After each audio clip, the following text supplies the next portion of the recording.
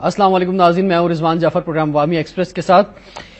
ہوش والوں کو خبر کیا بے خودی کیا چیز ہے، عشق کیجئے پھر سمجھیے زندگی کیا چیز ہے۔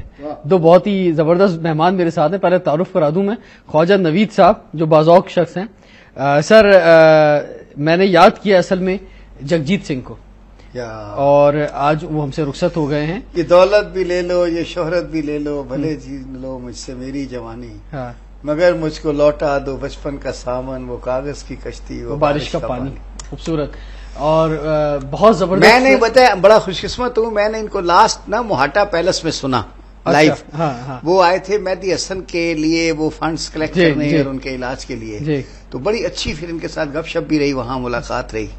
وہ ان کا آخری ٹور تھا پاکستان کا۔ اور ہمارے ساتھ ہیں جاوید احمد چھتاری صاحب جو کہ ایڈوکیٹ ہیں سپریم کورٹ کے۔ تو دو شخصیات ہمارے ساتھ موجود ہیں جن کا جگجیت سنگھ کو فین ضرور رہی ہیں، لیکن اس سے دور تک کا کوئی تعلق نہیں ہے، اور یہ موضوع بھی ہمارا نہیں ہے۔ یہ سٹارٹ میں نے ایسی ہی ذرا یاد کیا، خراج تحسین ہم سب کو پیش کرنا چاہیے، پورے پاکستان کے کروڑوں فینس ہیں ان کے۔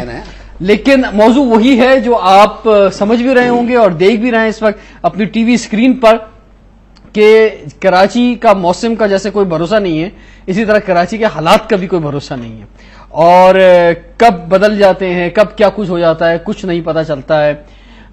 ایک ایمرجنسی کی فیلنگ جو ہے وہ لوگوں میں بہت زیادہ آ گئی ہے، اور ایمرجنسی حالات میں کراچی کے شہری جو رہ رہے ہیں، آج بھی کراچی کی کچھ ایسی صورتحال رہی۔ لیکن ہم بات کرنا چاہیں گے سپریم کورٹ کے اس خود نوٹس کے فیصلے کے حوالے سے، کہ جو لاسٹ ویک آپ نے دیکھا، بہت زیادہ امیدیں وابستہ تھیں خاص طور پہ عوام کی، کہ بھئی یہ سپریم کورٹ اب انوالو ہوئی ہے، کیونکہ ہم تاریخ پڑھتے رہے ہیں ہمیشہ سے، جب کبھی قاضی انوالو ہوتا تھا تو چاہے خلیفہ وقت ہو، چاہے ارباب اختیار میں کوئی بھی کسی کوئی عہدہ رکھتا ہو، تو لوگ بولتے تھے نہیں جی جو فیصلہ آئے گا، جو چیزیں سامنے آئیں گی، اسے سب کچھ بہتر ہو جائے گا۔ کیا اس فیصلے کے بعد سب کچھ بہتر ہو گیا ہے؟ کیا سب کچھ ٹھیک ہو گیا ہے؟ سپریم کورٹ نے ایسی کون سی باتیں ہمیں بتائی ہیں کہ جو عوام کو پہلے سے نہیں معلوم تھیں، یا کوئی نئی بات ہے، یا ایسے فیصلے آنے سے کیا ہماری پولیس یا ہماری پیراملٹری فورسز اسپیشلی رینجرز جو ہیں وہ زیادہ پاورفل ہو گئی ہیں؟ کیا ان کے پاس زیادہ اختیارات آ گئے ہیں؟ کیا حکومت کہ جو کہ خود ہی اس کو پہلے سب کچھ کر لینا چاہیے تھا، کیا حکومت نے اور خاص طور پہ ہوم منسٹری نے جو ایکشن لینے ہیں اس میں وہ زیادہ مضبوط ہو گئے ہیں؟ کون سی ایسی پریکٹیکل کاروائیاں ہیں کہ جو اب آسان ہو جائیں گی کرنا، یا جن کو ہونا چاہیے؟ کیا اس تمام فیصلے سے امن آ جائے گا؟ وہ لوگ جو مختلف وقتوں میں جب کارروائی چل رہی تھی یہاں پہ سپریم کورٹ کی کراچی میں، سپریم کورٹ میں جاتے رہے اور اپنے دلائل دیتے رہے اور تقریریں کرتے رہے اور ارشادات فرماتے رہے، چاہے وہ سیاسی پارٹیاں ہوں، چاہے وہ وکلا ہوں، چاہے وہ سماجی شخصیات ہوں، تو کیا ان کے خیالات سے سپریم کورٹ متفق ہوئی ہے؟ اور دو جو شخصیات آج میرے ساتھ موجود ہیں، یہ دونوں بھی سپریم کورٹ گئے تھے اور وہاں جا کے انہوں نے جو ہے اپنے خیالات کا اظہار کیا تھا۔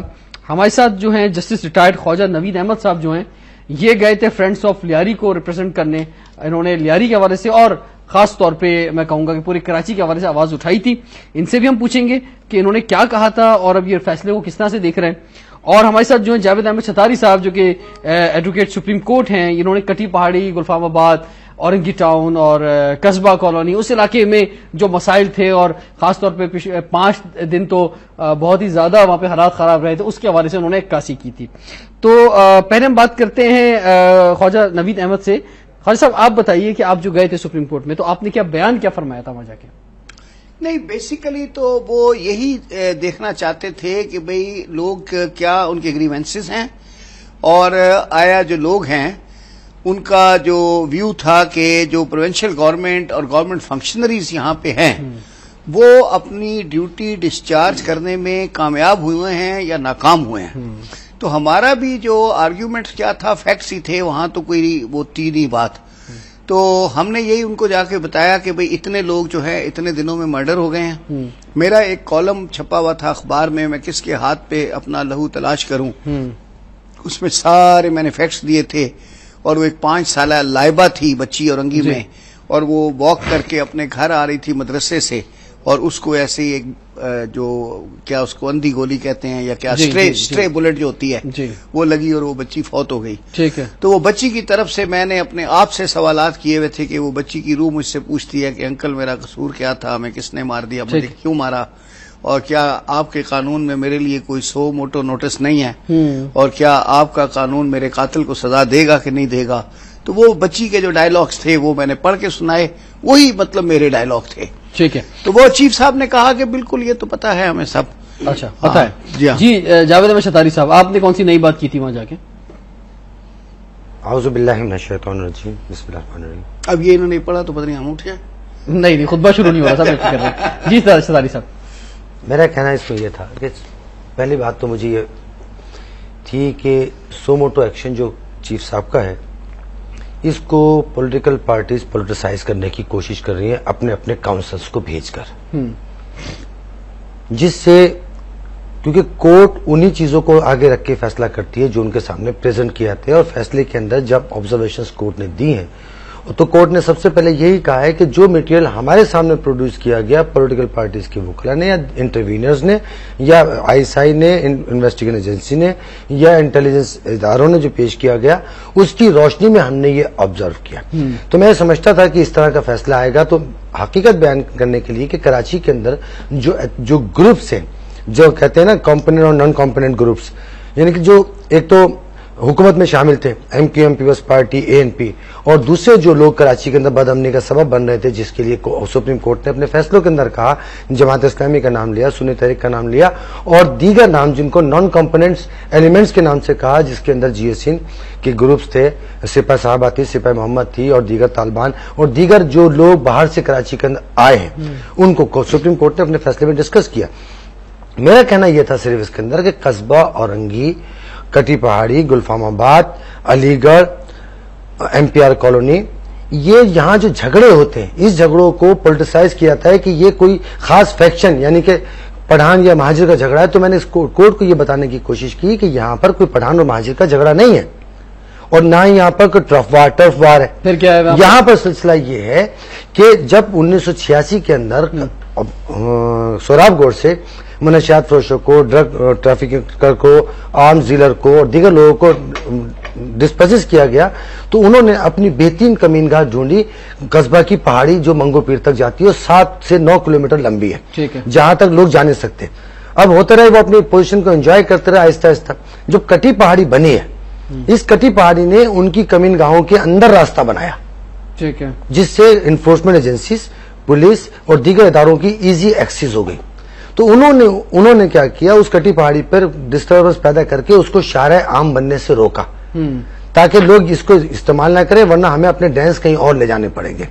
اس کے ثبوت کے طور پر میں نے ایک بات کی کہ اگر کٹی پہاڑی پر پٹھان مہاجر کا جھگڑا ہوتا تو کٹی پہاڑی سے صرف قصبہ پہ فائرنگ کیوں ہوتی ہے, وہی بندوق گھما کے نارتھ نازاواد پہ کیوں نہیں ہوتی, جہاں پر 101% اردو اسپیکنگ رہتے ہیں, اور جہاں پر 50% اردو اسپیکنگ رہتے ہیں وہاں پر ہوتی ہے. اس کا مطلب یہ ہے کہ کٹی پہاڑی پہ جو فائرنگ ہوتی ہے یہ پشتو مہاجر پٹھان کا جھگڑا نہیں ہے, بلکہ وہ کرمنلز ان لوگوں سے وہ جگہیں جو الاٹڈ اور ریگولائز آبادی ہے ان کو خالی کرنا چاہتے ہیں, تاکہ وہ اپنے سیف ڈینس بنا سکیں, جس پہ چیف جسٹس صاحب نے ایگری کیا, اور دیگر بینچ کے جو ممبران تھے انہوں نے بھی ایگری کیا. اور میں اس بات میں اچھا دوسری بات کیا کہ کٹی پہاڑی کے اوپر بسوں پہ فائرنگ, بنارس پہ بس پہ فائرنگ, گلشن اقبال پہ 4 افراد کو مار دیا گیا, اس چیز سے ہٹ کے کہ وہ معصوم بے گناہ تھے. گلشن اقبال میں 4 پشتون کو مارا گیا, دیگر مہاجروں کے جو اردو اسپیکنگ ان کو مارا گیا. تو میں یہ نوٹیفائی کرانا چاہتا تھا, کورٹ کو بتانا چاہتا تھا کہ کراچی کی اصل پکچر یہ ہے کہ جو لوگ لڑ رہے ہیں, جو لوگ کر رہے ہیں, اگر کسی پارٹی کا کوئی کارکن مارا جاتا ہے تو مارا جائے, کیونکہ وہ دونوں آپس میں لڑ رہے ہیں.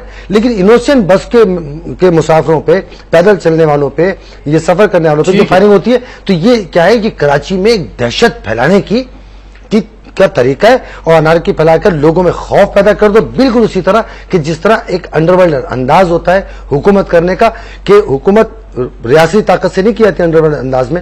بریک کا ہو گیا ہے. ناظرین, چھتاری صاحب جو باتیں بیان کر رہے ہیں وہ ایک پہلو ضرور ہے, کچھ چیزوں سے میں اختلاف بھی کرتا ہوں, ہو سکتا ہے خواجہ صاحب بھی کریں, اور تھوڑا سا سب سے کر رہے ہیں آپ, ٹھیک ہے, تو اس پہ ڈیبیٹ جاری رکھیں گے, لیکن بریک کے بعد اسٹے ٹیون ود اس.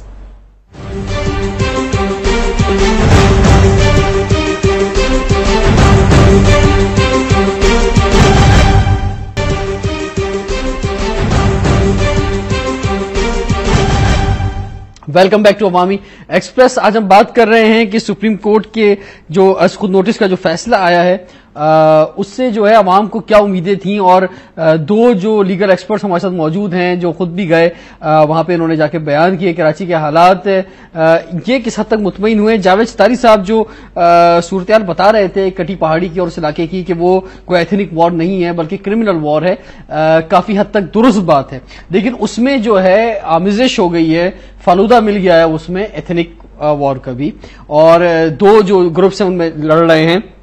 دوسری طرف آپ یہ کہہ رہے ہیں کہ اگر دو سیاسی جماعتوں کے لوگ ایک دوسرے کو مار رہے ہیں تو ان کو مارنے دو, معصوم لوگوں کو نہ مارو. تو یہ بات بھی کچھ مناسب تو لڑیں, ہمارا کہنا ہے لڑتے ہیں تو لڑیں. دیکھیں اسٹیٹ ہے, ستاری صاحب یہ دیکھیں اسٹیٹ ہے, یہاں پہ کوئی قانون ہے, یہاں پہ کوئی ریاست ہے, تو ایسا نہیں ہے کہ دو گروپ لڑ رہے ہیں تو ان کو لڑنے دیں گے ہم. جہان میں دو بدماش لڑتے ہیں, ان کے کارکن مرتے ہیں, عام آدمی نہیں مرتا. کولمبو سے لے کے اور یہاں تک کہ دیکھ لیں آپ اٹلی سے لے کے ہمیشہ کبھی بھی سویلین نہیں مارا گیا. یہ عجیب شہر ہے کہ جس کے اندر گروپ کے ایتھنک گروپ کے لوگ کم مرتے ہیں اور عام سیول. سر دیکھیں نا, وہی میں ذرا آسان لفظوں میں بات کر لیتے ہیں. دیکھیں لسانی بنیادوں پر جب لڑائی ہوتی ہے نا تو پھر ایسا ہی ہوتا ہے کہ عام آدمی ہی مارا جاتا ہے, اور صرف اس کا جس طرح سے ہمارے ملک میں ہو رہا ہے کہ بلوچستان میں بھی کارڈ دیکھ کے لوگوں کو مارا گیا, شناختی کارڈ دیکھ کے, اور لیاری میں بھی ایسا ہوا ہے, اور کراچی کے مختلف علاقوں میں ایسا ہوا ہے, کٹی پہاڑی میں بھی ایسا ہوا ہے کہ بسوں میں دیکھ کے بھائی تم کس علاقے میں رہتے ہو, کون سی کماڑی میں ہوا ہے, کون سی زبان بولتے ہو. تو ہم اس جگہ پہ پہنچ چکے ہیں. آپ اتفاق کریں گے ان کی باتوں سے؟ نہیں, دیکھیں انہوں نے کچھ جو باتیں مافیا کے سے متعلق کی ہیں وہ تو درست ہے. ایکچولی کیا ہے سر کہ یہاں پہ ہر پولیٹیکل پارٹی نے ایک اپنی ملیٹنٹ ونگ بنا لی ہے, یعنی کہ ایک اپنی پرائیویٹ آرمی. اچھا, اب وہ ملیٹنٹ ونگ میں کیا ہے کہ کوئی شریف لوگ تو آئے نہیں. جتنے کرمنلز تھے انہوں نے اپنے کرائم اور اپنی کرمنل ایکٹیویٹیز کو چھپانے کے لیے اپنی پارٹیوں کے جھنڈے لگا لیے, اور اس کے نیچے بیٹھ کے سارے دھندے ہو رہے ہیں. آپ کو پلاٹ کا قبضہ خالی کرانا ہے, وہاں جا کے آرڈر پلیس کر لو, وہ کہیں گے جی اتنے روپے لگیں گے آپ کا پلاٹ خالی ہو جائے گا. اس میں ان کو ہوائی فائرنگ کرنی ہے, کچھ کرنا ہے, ان کے پاس اسلحہ بھی ہے, اور ہر وقت اس دفتر میں 25-30 لوگ ان کے پاس بیٹھے ہوتے ہیں. اچھا, یہ خواجہ میں آپ کو یہاں پہ روکوں گا. اگر ملیٹنٹ ونگ بنا لیے سیاسی جماعتوں نے, مذہبی جماعتوں نے, یا اور دوسری اب تو چھوٹی موٹی جماعتوں نے بھی, اس کا ریزن کیا ہے؟ اس کا ریزن یہ ہے کہ اسٹیٹ ناکام ہو گئی تھی. اسٹیٹ میں یہ سمجھتا ہوں کہ اگر اس پر واجد دورانی نے بڑی اچھی بات کی اور سپریم کورٹ میں کہی, اور میں ان کو سلام پیش کرتا ہوں کہ انہوں نے بڑی بولڈ بات کی.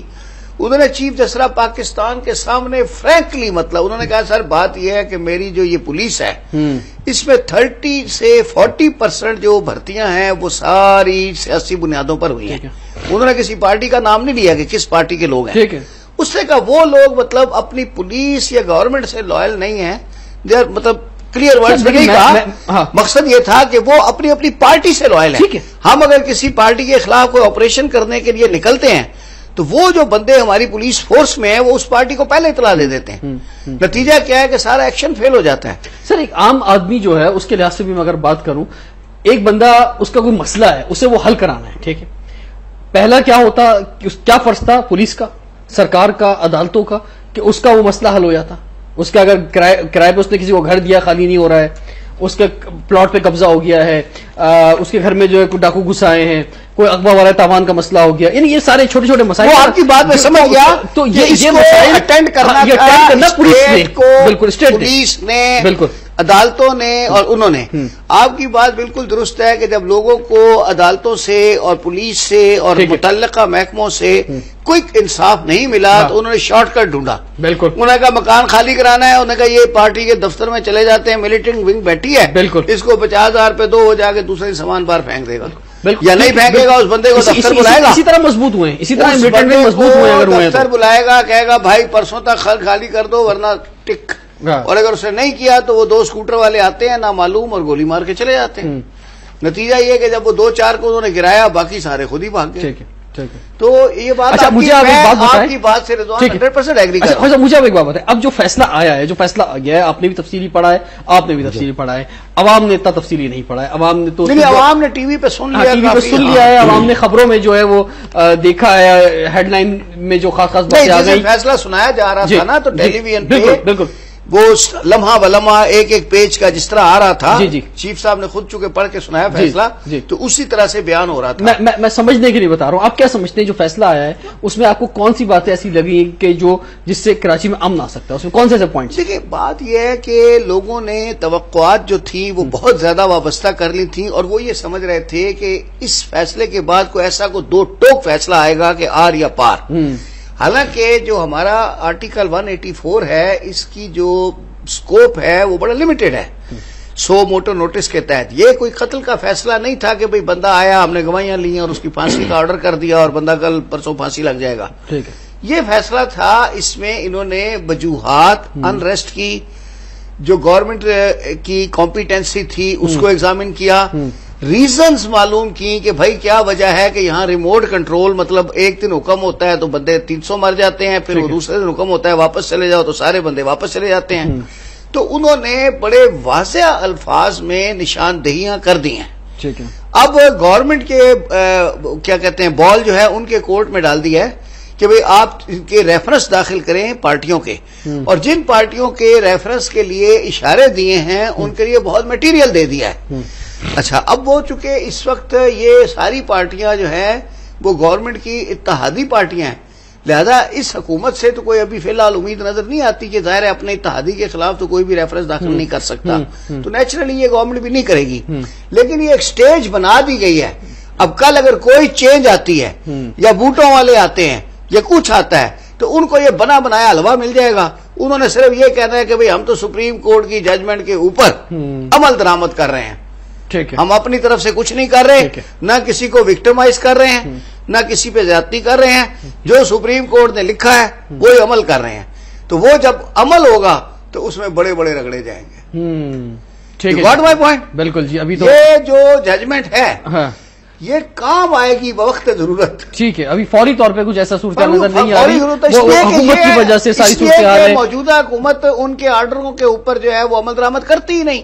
ٹھیک ہے ناظرین، ٹائم اس وقت ایک بریک کا ہو گیا ہے، بریک کے بعد حاضر ہوتے ہیں، اسٹے ٹیونڈ ود اس۔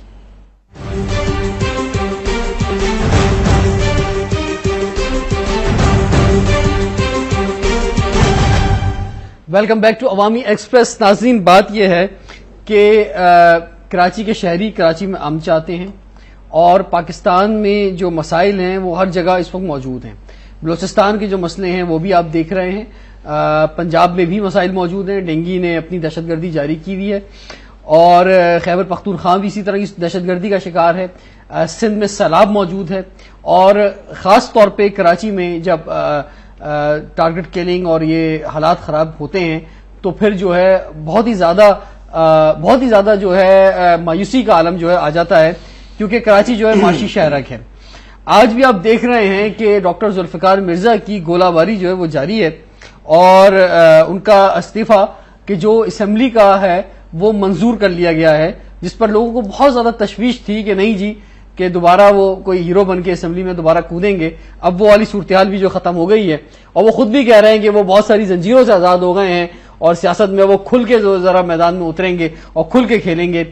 اور اس کے جواب میں انہوں نے جس طرح کی لینگویج استعمال کی، جس طرح کی گفتگو کی، اور خاص طور پہ ایم کیو ایم کے قائد کے حوالے سے جو کچھ کہا کل انہوں نے، اس کے رسپانس میں جو لوگ ایم کیو ایم کے قائد سے محبت کرتے ہیں انہوں نے آج جو ہے وہ سڑکوں پہ نکلے، مظاہرے کیے۔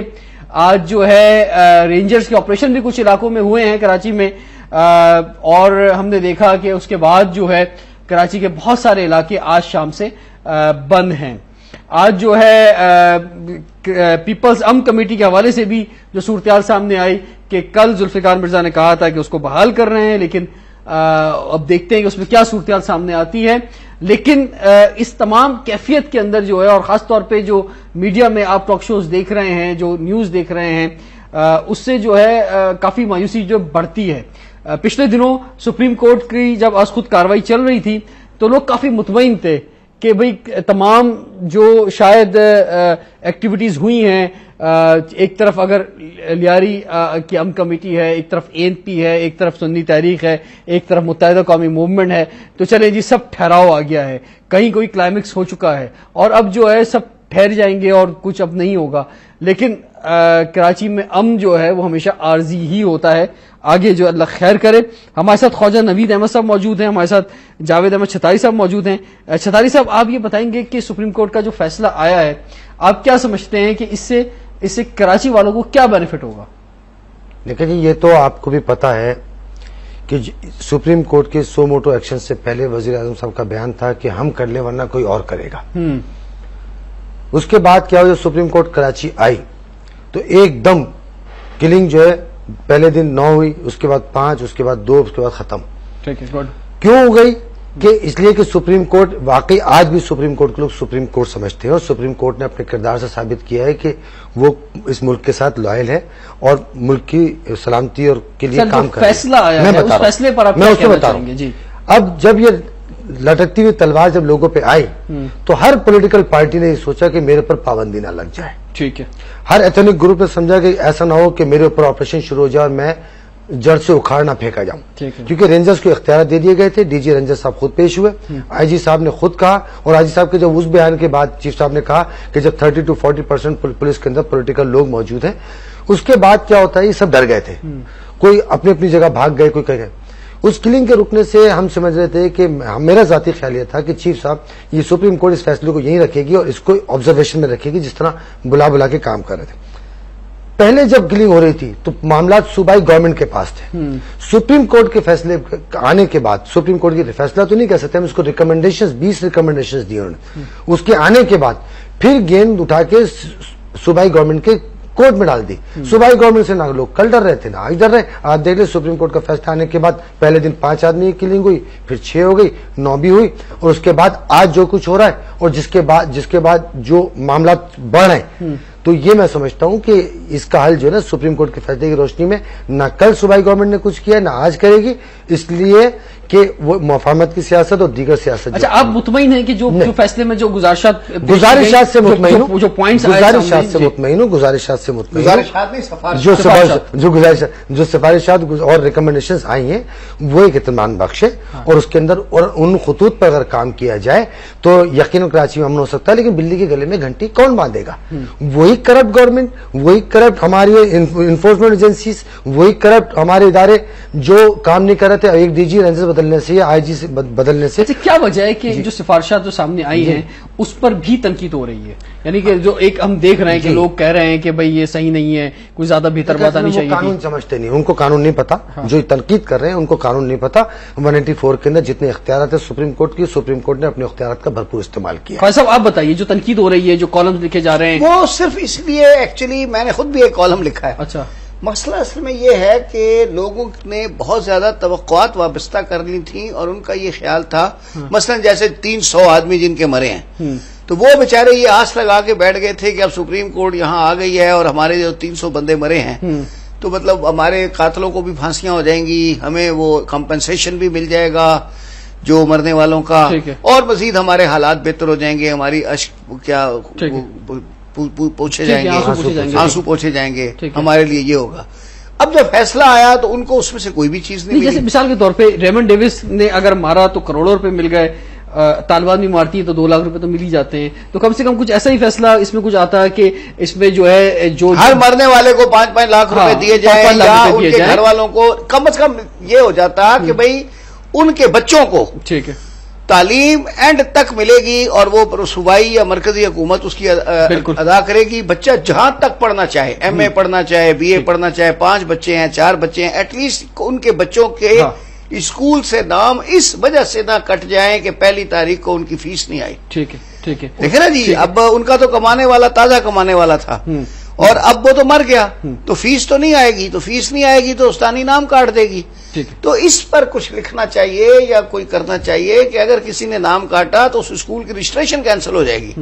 اسکول والے فنڈ کریٹ کریں یا خود مالکان لاکھوں کروڑوں روپیہ کماتے ہیں, اگر 10 بچے مفت پڑھ جائیں گے تو کون سی قیامت آ جائے گی. جی جی ستاری صاحب, اس میں ایکچولی سپریم کورٹ نے ریکمنڈیشن دی ہے کہ کمیشن بنے اور کمیشن مرنے والوں کا اور جو املاک تباہ ہوئی ہے ان کا تخمینہ لگائے, ان کا تعین کرے, ان کو کمپنسیٹ کرے. خواجہ صاحب کی بات جو ہے کہ اگر سپریم کورٹ تعین کر دیتی کمپنسیشن تو اچھا ہو جاتا اور ایک لائن آف ایکشن دے دیتی تو اچھا ہو جاتا.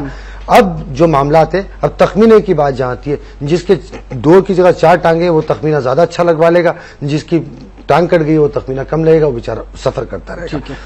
بات اصل جو پرابلم ہے جو میں کہتا ہوں کراچی کا امن قائم کیوں نہیں ہوگا، جو میں کہہ رہا ہوں۔ اچھا میرے ایک سوال کے جواب میں آپ کچھ کہہ دیں کہ اب تو یہ جو ہونا تھا ہو گیا، ٹھیک ہے نا، فیصلہ آ گیا، سفارشات سامنے آ گئی ہیں، اب سب ساری دوبارہ بال جو ہے وہ حکومت کوٹ میں چلی گئی ہے، ٹھیک ہے۔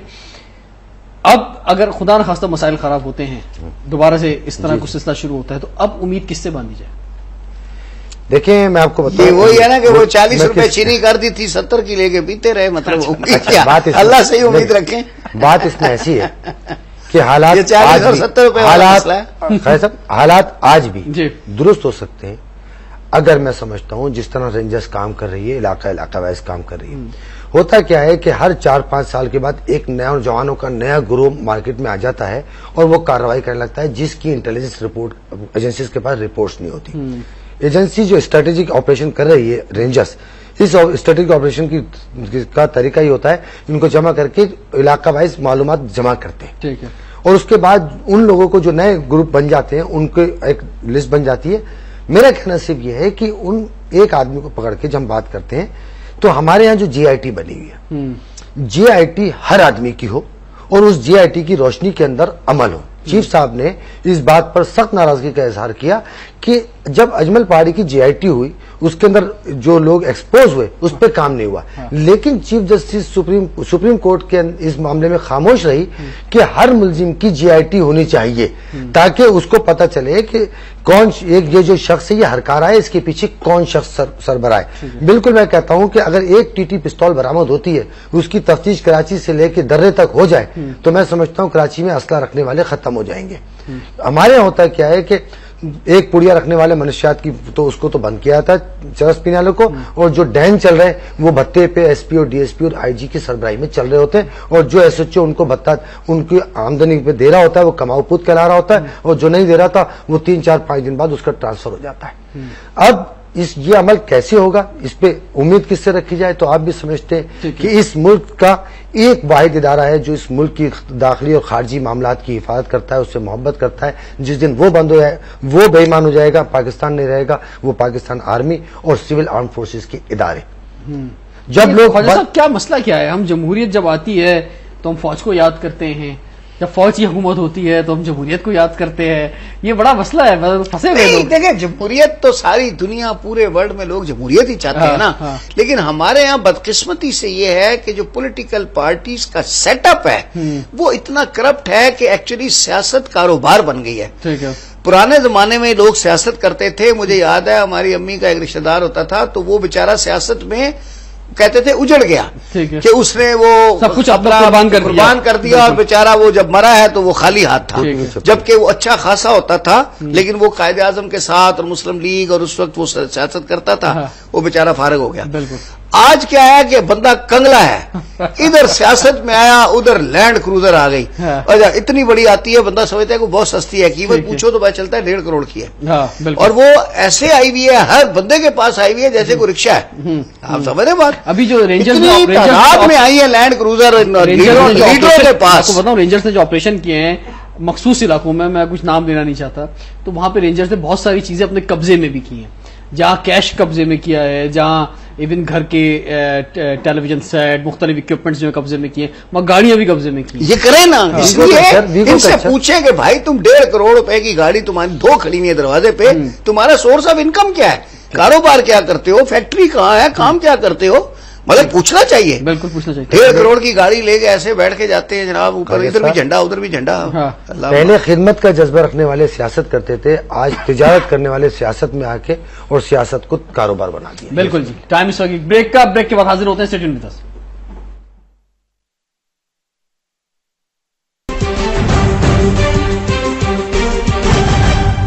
Welcome back to Awami express. ناظرین آج ہم یہ بات کر رہے ہیں کہ سپریم کورٹ از خود نوٹس کے حوالے سے جو سفارشات سامنے آئی ہیں اس پر جو ہے عوامی رد عمل جو ہے وہ کوئی اتنا خاص نہیں آ سکا ہے، لوگ تھوڑا سمجھ نہیں سکے ہیں، اور اس لیے ہم نے لیگل ایکسپرٹس کو آج بلایا۔ ہمارے ساتھ اس وقت ہیں جسٹس ریٹائرڈ خواجہ نوید احمد صاحب، اور ہمارے ساتھ ہیں جاوید احمد شتاری صاحب۔ خواجہ صاحب یہ بتائیے کہ کراچی کے حوالے سے جو مختلف صورتحال آتی رہتی ہیں، کچھ ایسا محسوس ہوتا ہے کہ کہیں سے کوئی بٹن دبایا جاتا ہے، آہستہ کچھ اچانک کچھ ہوتا ہے کسی بھی محاذ پہ، کیونکہ محاذ بہت سارے ہیں کراچی میں. لیاری، آپ فرینڈز آف لیاری کی طرف سے پیش ہوئے تھے سپریم کورٹ میں، وہاں ایک مسئلہ ہے. آپ کٹی پہاڑی اس طرف چلے جائیں تو وہاں ایک الگ مسئلہ ہے. کراچی میں ادھر آپ ملیر اور ڈانڈی کی طرف چلے جائیں وہاں ایک مسئلہ ہے. تو آخر اس کیفیت میں، یعنی اس اعصاب شکن کیفیت کے اندر ہم کب تک رہیں گے اور کیسے نکل سکتے ہیں؟ آپ کیا سمجھتے ہیں؟ دیکھیں جی، بات یہ ہے کہ جب تک election commission of Pakistan political پارٹیوں کے ملیٹنٹ ونگز کو بین نہیں کرتا یا ان پولیٹیکل پارٹیوں کے اوپر پابندی نہیں لگاتا جنہوں نے کہ یہ ملیٹنٹ ونگز بنائے ہوئے ہیں، یہ سلسلہ کبھی ختم نہیں ہوگا. اس لیے کہ پولیٹیکل پارٹیز کی اپنے اپنے علاقوں میں پاکٹس ہیں اور ان کا ایک ایتھنک سپورٹ ہے. دیکھیں نا جی، کوئی ایک زبان بولنے والوں کو سپورٹ کرتا ہے، کوئی دوسرے والوں کو سپورٹ کرتا ہے. تو جب ٹکراؤ پیدا ہوتا ہے تو پھر وہ آرمز لے کر آ جاتے ہیں. پھر آرمز جب لے آتے ہیں تو خبر بنانے کے لیے راہگیر کو بھی مار دیا جاتا ہے، کچرا چننے والے کو مار دیا جاتا ہے، وہ جو بیچارہ شکرکندی بیچ رہا ہوتا ہے اس کو مار دیتے ہیں. پھر اور کچھ نہیں تو چلتی بھی بس کے اوپر فائرنگ کر دیتے ہیں وداؤٹ نوئنگ کہ اس میں 10 پنجابی ہوں گے، 6 اردو سپیکنگ ہوں گے، 2 بلوچ ہوں گے، کچھ بھی ہوگا. انہوں نے خبر بننی چاہیے کہ آج بس کے اوپر فائرنگ ہو گئی. اب اندر جو 10 بندے مرتے ہیں تو ناٹ نیسسری کہ وہ ایک ہی کمیونٹی کے ہوں. نہیں، لیکن عموماً جو واقعات سامنے آئے اس میں چیک کر کے مارا جا رہا ہے. نہیں، چلتی ہوئی بس پہ بھی ہوئی ہے فائرنگیں، چلتی بس میں بھی ہوئی. ہاں، وہ الگ آپ نے، وہ تو کوئٹہ کا ہے. جیسے کراچی میں سنا ہے، وہ الطاف بھائی نے بتایا کہ وہ کیماڑی میں ہوا جی. اس طرح سے مطلب نا وہ باتیں اپنی جگہ ہیں، لیکن یہ ہے کہ زیادہ تر تو چلتی بس پہ فائرنگ کے واقعات آئے ہیں. تو اس میں تو کوئی بھی دیکھے نا، اس میں تو کوئی بھی، یا جیسے اسٹرے بلٹ لگ جاتی ہے وہ کسی کو بھی لگ سکتی ہے. کراچی میں حالات خراب ہوئے، بینتا حالات خراب رہے ناظرین. گولیوں کے بچھاڑوں میں ہم بھی گئے، ہم نے بھی پروگرام کرنے کی کوشش کی وہاں جا کے، لیکن جن کے پیارے چلے گئے، اندھی گولیوں کا شکار ہو گئے، وہ تو چلے گئے. وہ چلے گئے سر، وہ واپس نہیں آئیں گے، وہ واپس نہیں آ سکتے. وہ مائیں ابھی تک دہلیز کے ساتھ لگی اپنے بیٹے کا انتظار کر رہی ہیں، وہ ماننے کو تیار ہی نہیں کہ ان کا بیٹا مر گیا. سپریم کورٹ کی اس میں سفارشات میں ایک جگہ لکھا ہے سپریم کورٹ نے کہ الیکشن کمیشن کراچی میں اس طرح کی حلقہ بندیاں کرے کہ مختلف کمیونٹیز کے لوگ اس کے اندر ووٹر ہوں اور جو پولیٹیکل جو آدمی الیکٹ ہو وہ سب کی خوشامد کر کے ووٹ لے کر الیکٹ ہو. یہ اس میں ایک سفارشات میں بات لکھی ہے.